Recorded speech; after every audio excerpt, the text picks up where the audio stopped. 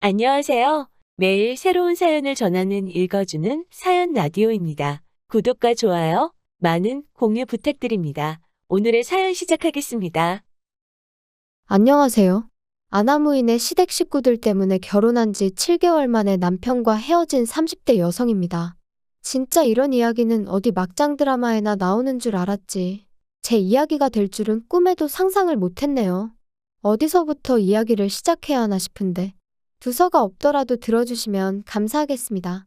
사실 이미 헤어졌고 어느 정도 정리가 되긴 했지만 제 얼굴에 침 뱉기 같아서 친구들한테 허심탄회하게 털어놓기는 쉽지 않더라고요.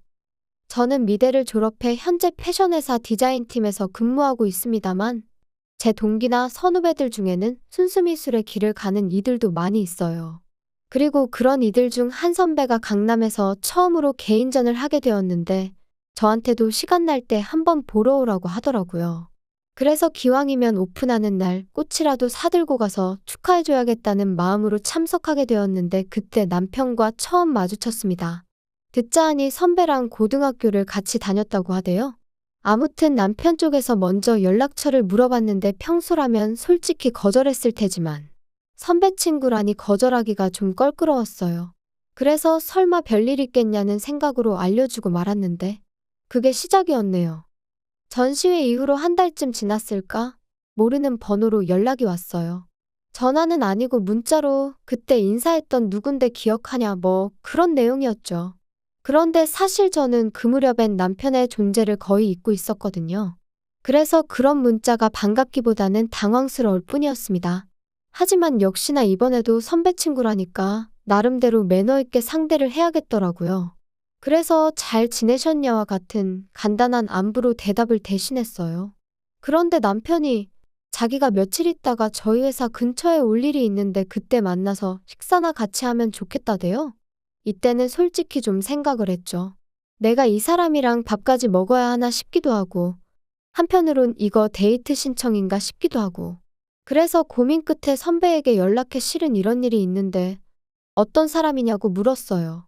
그랬더니 선배 말이 사람이 성실하고 괜찮은 사람이라며 원래 그렇게 여자한테 쉽게 관심 보이고 그러는 타입이 아니니 한번 만나봐도 나쁘지 않을 거란 식으로 이야기를 해주더라고요. 그래서 그럼 선배만 믿고 한번 나가볼게요 하고는 남편과 정식으로 첫 만남을 가졌습니다. 연락처를 물어볼 때도 그리고 문자에서도 어째서인지 당당함이 느껴지던 남편이었지만 막상 만나니 긴장을 한 건지 말도 좀 더듬고 떠는 게 느껴졌어요. 그리고 저는 오히려 청산유수 같지 않은 그의 태도가 마음에 들대요. 아무튼 그날의 만남 이후로 저희는 누가 먼저랄 것 없이 연락을 주고받기 시작하며 서로를 알아갔고 계절이 바뀔 무렵에는 어느샌가 연인 사이가 되어 있었습니다. 그리고 그렇게 사귄 지 3년 만에 결혼 이야기까지 주고받게 되었죠. 사실 남편과 저는 식성도 비슷하고 취미도 비슷했지만 무엇보다 서로를 가깝게 느낄 수 있었던 건 두 사람 다 아버지가 안 계셨거든요. 일단 제 이야기부터 해보자면 저희 아버지는 제가 중학생, 친정오빠가 고등학생일 때 교통사고로 세상을 떠나셨어요. 그리고 그때 슬펐던 거야 뭐 말로 표현을 하자면 정말 끝도 없죠. 생각난 김에 하는 이야기지만 그날은 제 생일을 일주일 앞두고 있던 날이기도 했어요. 그래서 아침부터 제가 아버지한테 내 생일 때 이것도 하고 저것도 하자며 엄청 떼를 썼거든요. 그러자 아버지께서 그때까지 엄마 말 잘 듣고 오빠랑 사이좋게 지내면 생각해 볼게 하셨는데 그게 저한테는 지금도 아버지가 남기신 유언처럼 가슴에 남아있네요. 아무튼 그런 대화를 마지막으로 아버지가 돌아가셨으니 제가 얼마나 큰 충격을 받았을지 상상이 되실까요? 지금도 그때 생각을 하니 또다시 심장이 터질 것 같네요. 물론 지금 제가 그런 이야기를 하자는 건 아니고요. 아무튼 그래도 아버지 돌아가시고 나서 저희 가족이 경제적으로 큰 고생은 안 했어요. 물론 위기가 있긴 했죠. 아버지가 하시던 사업을 하루아침에 전업주부이시던 어머니가 이어받으셔야 했으니까요. 하지만 아버지가 생전에 임직원분들을 잘 챙기셨다 들었거든요. 그리고 그 덕분에 저희 어머니께서 아무것도 모른 채로 대표 자리에 앉게 되자 다들 당신들 일인 마냥 두 팔 걷고 나서서 도와주셨다고요. 하지만 남편은 이미 헤어진 마당에 딱히 뭐라고 포장해주고 싶은 마음도 안 드네요. 일단 얼굴도 뵌 적 없는 분이지만 호칭이 마땅치 않으니 아버님이라고 하겠습니다. 남편이 말하길 아버님도 저희 아버지와 마찬가지로 남편이 어렸을 때 사업을 하시던 분이셨대요. 하지만 거듭된 사업 실패와 주식 투자로 결국 남편이 중학교를 졸업할 무렵엔 집안 사정이 매우 어려워졌고 이를 참지 못한 어머님이 먼저 이혼을 요구하셨나 봐요. 그리고 이후로 자연스레 남편이 가장의 역할을 도맡게 되었다는데 여기서부터 저는 솔직히 이해는 안 됐어요. 저희 집에도 오빠가 있었지만 어머니는 아버지가 돌아가셨을 때 오빠한테 공부 말고는 다른 부담을 주신 적이 없으셨으니까요. 남편은 자기 어머니가 이상한 게 아니라 저희 집은 돈이 있었고 자기 집은 돈이 없어서 그럴 수밖에 없었다고 했지만 여전히 이해는 안 됩니다. 게다가 더 이해할 수 없는 건 그렇게 어린아들에게 가장의 역할을 맡겨놓고 정작 어머님은 왕년에 그 시절을 잊지 못해 친인척들에게 돈을 꿔 쇼핑을 하는가 하면 멋대로 동네 가게 외상을 지고 다니시기를 반복. 그리고 그렇게 어머님이 치고 다니신 사고에 뒤치다꺼리는 전부 다 남편 몫이었던 모양이에요.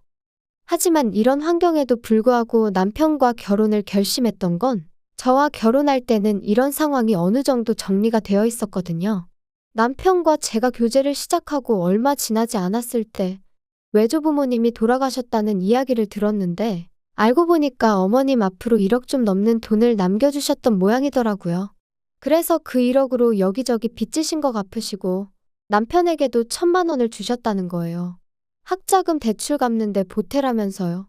그래서 제가 남편한테 이렇게까지 말은 안 했지만 어머님이 정신을 차리셨나 보다고 다행이다 싶었죠. 그런데 제가 너무 큰 기대를 했던 걸까요? 돌이켜 생각해보면 이미 결혼 전부터 어머님의 언사는 도를 지나쳤었고 정상이 아니었어요. 그때는 그저 아들 가진 어머님의 귀여운 유세라고 생각하고 아버님이 안 계시니 어머님이 좀 더 세게 나오시나 보다고 생각하고 그랬는데 진짜 시간을 돌릴 수만 있다면 제가 제 머리를 쥐어받고 싶은 심정입니다. 시작은 상견례 자리에서부터였어요. 사실 저희 친정에서는 남편 가정 형편이 워낙 어려운 것도 알고 있었고 그래도 다행히 저희는 능력이 되니까 결혼을 허락해 주신 거였거든요. 그런데 그런 와중에 어머님께서 적어도 뭐랄까 미안해하실 수는 있잖아요.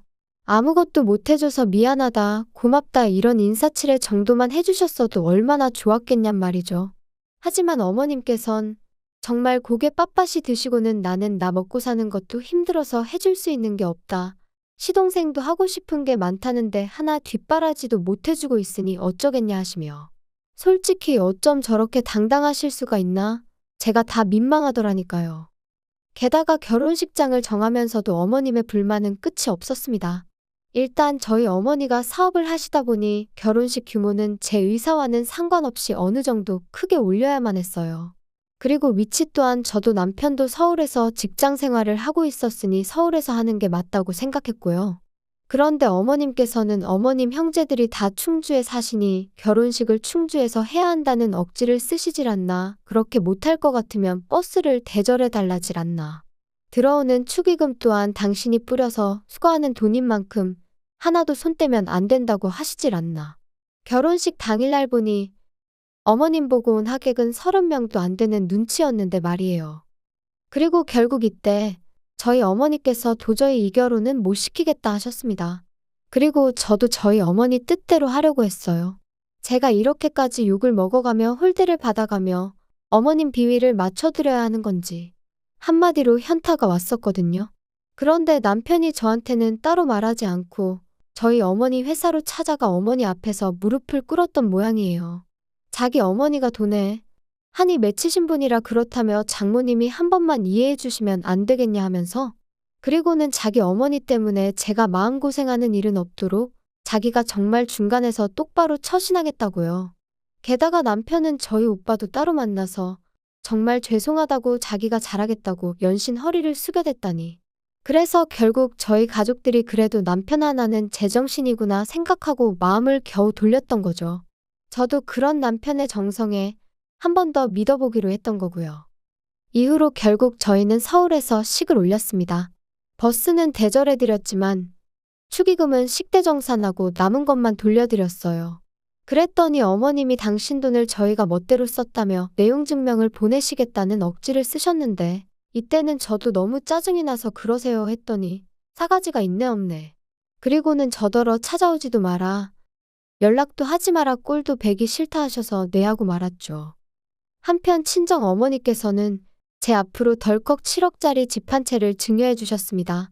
보아하니 남자 쪽에선 정말 아무것도 안 해오게 생겼고 원래는 입버릇처럼 네 능력으로 시집가라 하셨지만 솔직히 저도 사회생활한 지 10년도 안 됐던 데다가 모아놓은 돈이라곤 9천만 원이 전부였거든요. 그러니 어머니가 보시기에도 답이 없다 싶으셨는지 집을 해주신 거예요. 참고로 오빠 장가갈 때보다 더 비싼 집을 해주셨어요. 오빠는 나중에 사업체도 물려줄 거니까 그때 가서 너무 서운해하지 말라면서요. 참고로 이런 대화는 진지하고 심각한 분위기로 오간 것은 결코 아닙니다. 저는 처음부터 어머니 사업에는 관심이 없기도 했고요. 한편 이후로 그렇게 신혼살림을 꾸려나간 지 2달쯤 됐을 때였습니다. 2달 동안 어머님과 남편은 계속해서 연락을 주고받고 있었지만 저는 안 했어요. 하지 말라셨으니까요.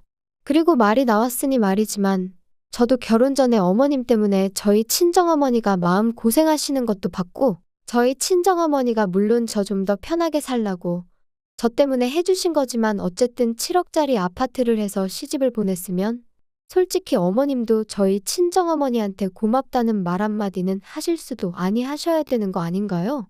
그런데 이런 방구도 없으셨으니 저라고 뭘 더 잘하고 싶은 욕심은 요만큼도 안 생기더라고요. 그래서 어차피 꼴도 보기 싫다 하셨지. 이래저래 할 이유가 없어서 연락을 안 드렸죠. 하지만 결국 답답한 건 어머님이셨던 모양이에요. 먼저 연락을 해오셨거든요. 집들이는 언제 할 거냐면서요. 어머님 말씀을 듣곤 어이가 없었습니다. 그래도 아들이 어떻게 해놓고 사는지 궁금은 하신가 보지 싶으면서도 한편으론 근사한 저희 집을 보여드리면 얼마나 좋은 사돈을 두신 건지 아시지 않을까 하는 유치한 생각도 들대요. 그래서 알겠다고 일주일 뒤에 오시라고 했어요. 참고로 아파트 들어올 때 리모델링까지 친정어머니께서 싹 해주셨거든요. 덕분에 현관부터 거의 호텔 같은 느낌이 나죠. 주말이 와도 밖에 나가고 싶은 생각이 안 들 정도로 너무 멋지다니까요. 아무튼 금세 시간은 흘러 약속한 집들이 날이었어요. 그런데 오시라곤 했지만 솔직히 제 마음이 다 풀린 것도 아니었고 저도 맞벌이를 하다 보니 음식을 한다거나 그럴 시간이 없더라고요. 그래서 집들이 전용 뷔페를 불러 세팅을 했고 그렇게 어머님과 시동생을 맞았죠. 그랬더니 역시나 음식을 직접 안 했다는 것부터 흠을 잡으시대요. 하지만 저희 어머님도 집에서 음식 안 해 드세요. 연애하는 동안 남편이 매번 밖에서 저녁 식사를 해결하고 들어가길래 집에 가서 먹지 왜 맨날 사 먹냐니까 어머님이 음식하는 걸 별로 안 좋아하신다나요? 그래서 실제로 시동생도 맨날 편의점에서 사다 먹거나 자기가 대충 라면 끓여 먹거나 하는 일이 다반사랬어요. 그런데 그런 분이 저한테 집들이 음식을 직접 안 했다고 정성이 있네 없네 하시니 어이가 없었죠. 하지만 더 어이가 없는 일은 식사를 마치고 과일을 먹으면서 일어났어요. 어머님께서 분명히 남편에게 들어 알고 계셨을 텐데 이런 집은 얼마나 좋냐 하시더니 한 2억이면 사냐 그러시는 거예요. 아무리 세상 물정 모르신다고 해도 서울에 2억짜리 아파트라니.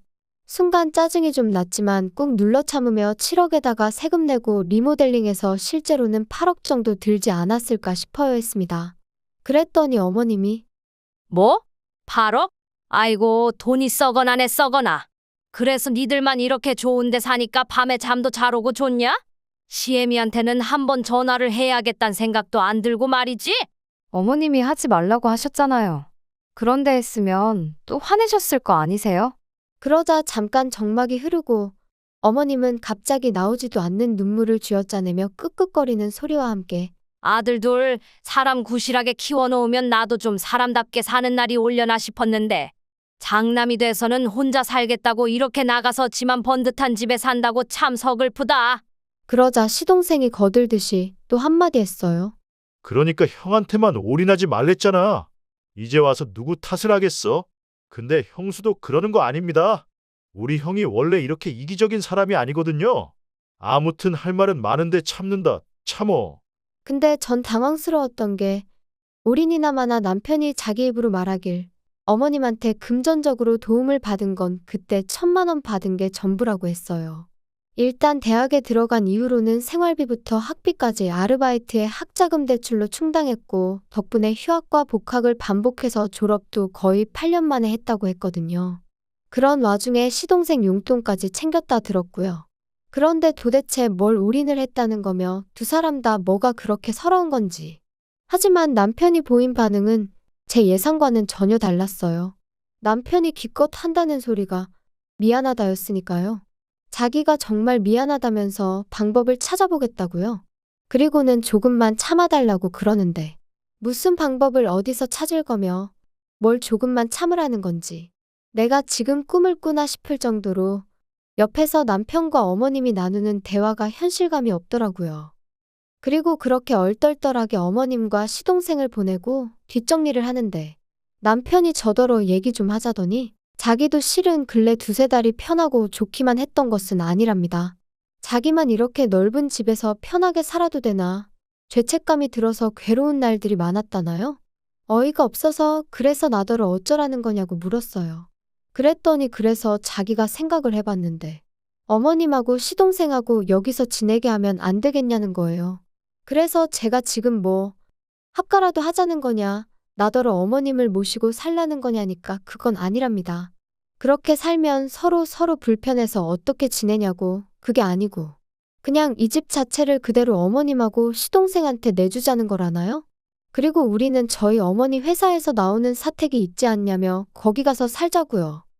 어이가 없어서 남편더러 지금 그걸 말이라고 하는 거냐 했어요. 내가 왜 우리 엄마가 사준 이 집을 어머님한테 내드려야 되냐고요. 그랬더니 한다는 소리가 어머님이 사시면 얼마나 사시겠냐면서 어머님이 아버님이랑 이혼하시고 마음고생 정말 많이 하셨다고 외조부모님이 주고 가신 얼마 안 되는 돈도 주변 사람들한테 다 뺏기고 빌려 쓴 걸 갚아놓고 뺏겼다고 생각하더라고요. 어머님이야 워낙에 돈의 개념이 없으시니 그렇게 표현하셨다 치더라도 남편마저 속으로 그런 생각이었던 걸 알고 나니 소름이 쫙 끼치는 게 아무튼 거기서 끝이 아니었어요. 자기는 어머님이랑 시동생 없이 이렇게 좋은 집에 사는 거 그렇게 편치만은 않다면서 제가 양보를 못하겠다 하면 어쩌겠냐면서 당분간 떨어져 지내잡니다. 우리가 부부긴 하지만 그래도 제가 스스로 돌아보고 생각할 시간을 주겠다면서 말이에요. 그리고 딱 보니까 그렇게 말하면 제가 넙죽 미안하다고 할 줄 알았는지 남편 나름대로 초강수를 던진 거더라고요. 기도 안 차서 제가 웃었어요. 그리고는 그러라고 그럼 오늘 당장 짐 싸서 원래 살던 집에 가서 지내라 했지요. 그리고 나는 뭐 생각이 딱히 달라질 것 같지는 않으니 계속 떨어져 지내자고요. 그랬더니 남편도 그제서야 아차 싶었는지 내가 무슨 뜻으로 하는 말인지 지금 몰라서 이러는 거야? 진짜 왜 그래? 이렇게 기싸움 하자는 게 아니잖아. 아니면 우리 어머니랑 동생 지낼 수 있게. 이렇게 비싼 집 바라지도 않아. 서울 변두리도 괜찮으니까 아파트 하나만 구해드리자. 응? 그러니까 내가 왜 그렇게까지 해드려야 하냐고. 진짜 막말로 오빠라도 잘 살게 되었으면 어머님도 도련님도 나한테 고마워해야 하는 거 아니야? 하나를 해주면 두 개를 바란다더니 정말 그 말이 딱이네. 이제 더는 신경 쓰고 싶지도 않으니까 그만 내 집에서 나가줘. 솔직히 결혼한 지 3개월, 혼인신고도 아직 하기 전이었어요. 안 하려고 안 한 게 아니라 남편이 그래도 어머님하고 제 사이가 어느 정도 풀어지고 그리고 나서 혼인신고 하러 갑니다 하고 인사는 드리고 했으면 좋겠다 해서 안 한 건데 생각해보면 그나마 남편이 저에게 좋은 일 하나 해준 거네요. 그래도 여전히 짜증은 납니다. 어차피 제 결혼식에 올 사람은 다 왔으니 혼인신고 안 했다고 이혼은 아니에요 말하는 건 제가 못하겠거든요. 그리고 남자친구는 결국 별 수 있나요? 친정어머니에 저희 오빠까지 나서니까 자기도 어쩔 수가 없다 싶었는지 본가로 돌아갔어요. 그런 와중에도 어머님은 어찌나 꼿꼿하시던지 저더러 돈 몇 푼 아끼려다가 대단한 당신 아들을 놓친 거라며 저더러 불쌍하답니다. 사람이 셈을 그렇게 못해서 어쩌냐고요. 저 정도면 정신병 아닌가 싶어서 더는 상대 안 했어요. 살다 보면 누가 정말 셈을 못한 건지 알게 되겠지요. 아닌 게 아니라 남편은 벌써 알아차렸는지 2, 3일에 한 번씩 자기가 반성 많이 하고 있다고 마음 풀리면 연락 달라는 헛소리를 해대고 있거든요. 생각하면 할수록 제가 그때 결단을 내리지 않았다면 지금쯤 밑 빠진 독에 물 퍼부으며 살고 있었겠다 싶어요. 게다가 남편은 하루라도 빨리 애부터 갖자는 주의였으니 생각할수록 소름만 끼치네요. 아이까지 있었으면 정말 발 빼기가 곤란했을 테니까요. 아무튼 돌아가신 아버지가 보다 못해 저를 도와주신 건 아닐까 싶기도 하고 여러 가지 생각이 드네요. 이제 정말이지 저를 진심으로 아껴주고 사랑해주는 사람들에게 부끄럽지 않게 똑똑하게 살아야겠어요. 긴 이야기 들어주셔서 감사합니다. 오늘의 사연은 여기까지입니다. 구독과 좋아요, 알람 설정해주시면 앞으로 더 좋은 사연으로 찾아오겠습니다. 감사합니다.